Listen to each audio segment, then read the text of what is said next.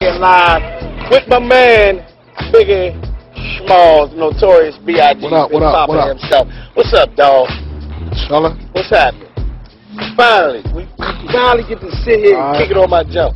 It's my man right here, too. All love. Stay bumping heads. Let's get right into it. I need to get right into it. It's all kinds of stuff, all kinds of questions I got. First, let's get on to this album. 1997. Hip-hop is popping. Lovely. No You're one of the major players in this thing. What are you coming with now? Well, I got the Life After Death double CD dropping March 25th.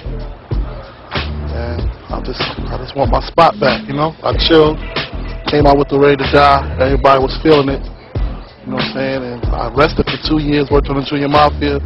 Lil' Kim, now it's time for me to come do my thing, you know? True indeed. And with this album, you have hooked up with a lot of people, and I bring that point up because of all of the territorial stuff that was going on. You done hooked up with 40, you hooked up with the Bone, with Short, hooked up with everybody. Are you making a statement? I just wanted this. Actually, before you get started, the 40 thing didn't come out. You know what I'm saying? Because he had a lot of pride. You know, his hands are filled with his water. You know, so he had to do his thing, but I just wanted to just show the versatility, you know what I'm saying? Show that me and Bone could do a joint together. Me and Short could do a joint together, you know? R. Kelly, whoever, whatever. True indeed. You know? Now, the joint is called Life After Death. Yeah. What's the meaning? We supposed to catch that? Because the first joint was Ready to Die. He was ready to die. No doubt. He was going out all guns. He was coming at him. No doubt. You know what I'm saying? Now it's Life After Death. What's the whole feel with this? The way I was feeling when I did Ready to Die was, I feel like I was already dead, you know what I'm saying?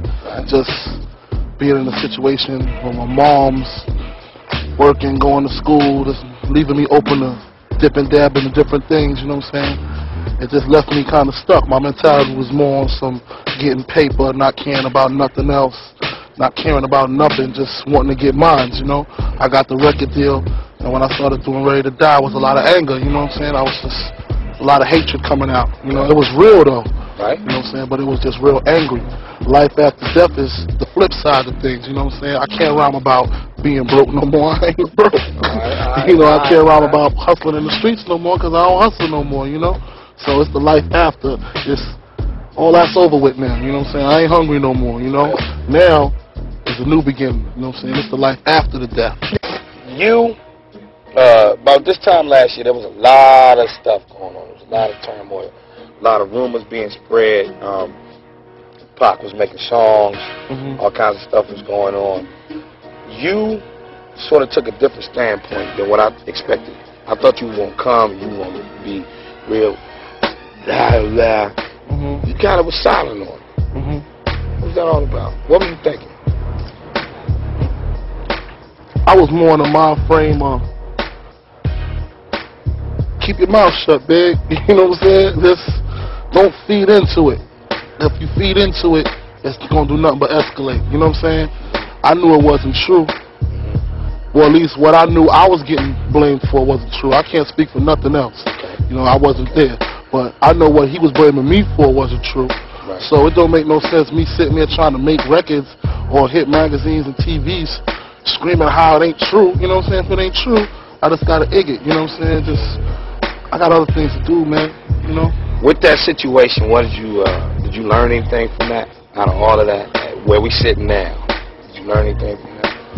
Yeah, and it's a funny thing, I kind of realized how powerful Tupac and I was, you know what I'm saying? Because we two individual people, we waged a coastal beef. You know what I'm saying? One man against one man made a whole West Coast hate a whole East Coast and vice versa. You know what I'm saying? And that really bugged me out. Like, yo, Duke don't like me, so this whole coast don't like me. You know what I'm saying? I don't like him, so my whole coast don't like him. It just kind of let me know how much strength I had. So what I'm trying to do now, you know what I'm saying, with his untimely demise or whatever, I got to be the one to flip it and take my power and flip it like, yo, they got to be dead, you know what I'm saying, because he can't do that.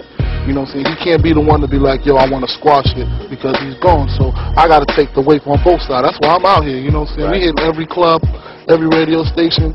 You know, we get our little eye screws and everything, but I just tell them straight up, yo, you know you love me. It's real. Because, I mean, come on. You don't got rated that? Let's be real. You got to be real about it. I got the jump. You know Everybody I know got the jump. There you go. You know what I'm saying? Just because that man had a beef with me or I had a beef with him, that don't mean you can't like me. Ask me what's going on. Ask me what's going on. I'm going to talk to you just like you're a regular person. So I got to squash it. First time I ever saw you perform, I was at Bowie State University's homecoming, and you and him on stage together. All right. And I, at that time, this was before I had the show, I was doing a lot of reading and understanding that y'all had a friendship and a camaraderie and went back. He passed. How'd you feel? I mean, I was more shocked than anything, you know what I'm saying? But I wasn't more shocked of him dying. I was more shocked of him.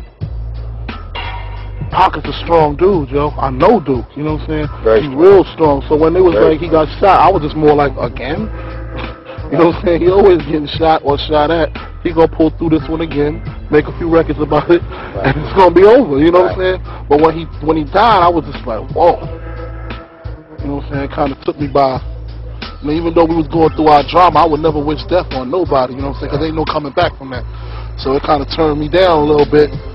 But at the same time, you know, you got to move on. You know, I felt for his moms, for his family or whatever, but, you know, things got to move on, you know? I felt them. I still feel them. You know, we got the records. You know, I'm out here every day. He run the radio station. He ain't got heavy rotation. He got every rotation. Every rotation. You know what I'm saying? Everywhere you go. I hear him, and every time I hear him, I feel him. So he gonna always be here. So with this video, what's the concept? You got boats, you got helicopters, you got dancers, you got everything. What's up with this joint? I just want my video to be hotter than Puffy's. Puff got the hottest joint right now. Puff got the hot joint out in the desert, everything. Yeah, man. I just want my joint to be hot. I was like, I don't care what you do, man. Just make it hotter than yours. Make it dope. Just came up with this concept of just police coming to get me again. You know, as usual. As usual. And the chase is just real dramatic, man. Real dramatic. You saw the movie Rock? Right. Remember that Ferrari Hummer chase? Right. We're trying to get there. Oh. We're trying to get to that level. Just real intense. Just some real action packed. Trying to do it, man. That's how you do. Hip hop video, man, is taking a big step. Let's say if you was Run DMC and this was 1987, 88, it wouldn't be this big. You know what I'm saying? It wouldn't be happening like this. It would have been over already. To a D. What's up? It's bigger. Everybody wanted this get to that level, you know what I'm saying? Everybody wanted this be bigger at what they're doing. At least I know I do. I look at everybody else and, you know, they got the Crystals and they got the pretty girls and they got the Benzes and everything. So that's kind of like, that's like the mediocre stage for everything right now. You want to just take it to that next level. That's what I want to do. Yeah, you got to be willing. I ain't mad.